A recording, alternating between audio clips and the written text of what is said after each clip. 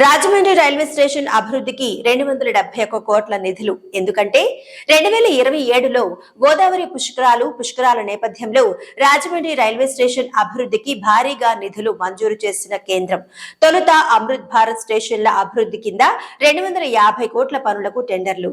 Rajahmundry railway station కు కేంద్ర ప్రభుత్వం 271 కోట్ల నిధులు మంజూరు చేసింది.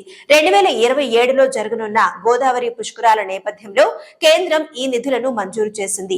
విజయవాడ రైల్వే డివిజన్ పరిధిలోని రాజమండ్రి రైల్వే స్టేషన్ అత్యంత ప్రధానమైనది.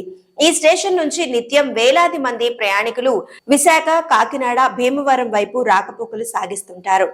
ఏడాదికి ఈ స్టేషన్ నుంచి గంటకు 9,533 మంది రాకపోకలు సాగిస్తున్నారన్న అంచనాతో స్టేషన్ అభివృద్ధికి ప్రణాళికలు సిద్ధం చేయగా అమృత్ భారత్ స్టేషన్ల అభివృద్ధి కింద కేంద్ర ప్రభుత్వం తొలుత 250 కోట్ల రూపాయలు పనులకు టెండర్లు పిలిచింది.